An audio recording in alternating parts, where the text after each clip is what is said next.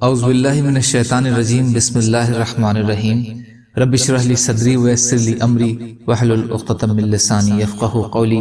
ریاض الصالحین دوسرا حصہ، حدیث کا خلاصہ۔ فائدہ، اس میں ایک تو صفا اور مروہ کے بیچ سعی کی وضاحت ہے کہ حج و عمرہ کا یہ رکن حضرت حاجرہ رضی اللہ عنہا کی اس واقعہ کی یادگار کے طور پر اللہ نے مقرر فرمایا ہے، جو اس حدیث میں بیان ہوئی ہے، کیونکہ انہیں صرف اللہ کی رضا کے لیے اللہ کے حکم پر اپنے دودھ پیتے بچے سمیت ایسی ویران چٹیل زمین پر رہنا قبول کر لیا تھا جہاں کسی انسان کا نام و نشان تھا، نہ کھانے پینے کا کوئی بندوبست۔ اللہ نے اس کا اچھا بدل یہ عطا فرمایا کہ ایک تو ان کے لیے زمزم کا چشمہ جاری فرما دیا، جو فوری طور پر ان کے لیے چشمہ آب حیات ثابت ہوا، اور اس کا فیض عام آج تک جاری ہے۔ دوسرے، صفا اور مروہ کے بیچ ان کی پریشانی کی دوڑ کو حج اور عمرے کا رکن بنا دیا گیا، تاکہ ہر حاجی اس کو دہرائے اور قیامت تک یہ سلسلہ جاری رہے گا۔ خانہ کعبے کی تعمیر حضرت ابراہیم علیہ السلام اور اسماعیل علیہ السلام کے ہاتھوں سے ہوئی، یہ بھی اس حدیث سے ثابت ہوتا ہے۔ تیسرا یہ کہ ہر حال میں اللہ کا شکر ادا کرنا پسندیدہ ہے اور اس کے برعکس کرنا ناپسندیدہ ہے۔ اگر باپ اپنے بیٹے کو بیوی کی بابت کہے کہ اسے طلاق دے دے، تو بیٹے کو باپ کی فرمانبرداری کرتے ہوئے ناشکر عورت کو اپنے سے جدا کر دینا چاہیے۔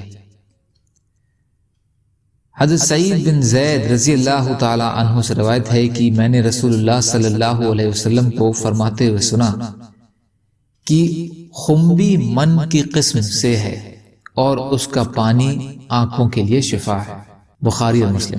فائدہ، منا اور سلوہ یہ وہ کھانے ہیں جو بنی اسرائیل کے لیے اللہ تعالیٰ کی طرف سے نازل ہوتے تھے۔ سلوہ بٹیر یا چڑیا کی طرح ایک پرندہ تھا جسے ذبح کر کے کھا لیتے تھے۔ منا کچھ کے نزدیک ترنجبین ہے یا اوس جو پیڑ یا پتھر پر گرتی ہے، شہد کی طرح میٹھی ہوتی ہے اور خشک ہو کر گوند کی طرح ہو جاتی ہے۔ کچھ کے نزدیک شہد یا میٹھا پانی ہے۔ احسن البیان، خنبی من کی ہی قسم ہے۔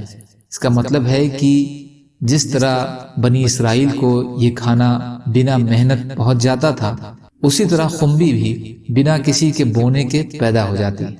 حسن التفاسیر، خنبی کا پانی آنکھ کی کچھ بیماریوں کے لیے شفا ہے۔ یہ طب نبوی صلی اللہ علیہ وسلم کا ایک نسخہ ہے اور یقیناً صحیح ہے۔ اللہ تعالی ہم سب کو کہنے سننے سے زیادہ عمل کی توفیق عطا فرمائے۔ یا اللہ مظلوموں کی مدد فرمائیے، ہم سب کو اپنی استطاعت کے بقدر اپنا حق ادا کرنے والا بنائیے۔ یا اللہ سچی توبہ کی توفیق عطا فرما دیجیے۔ یا اللہ تمام بیماریوں سے وباؤں سے ہماری حفاظت فرمائیے۔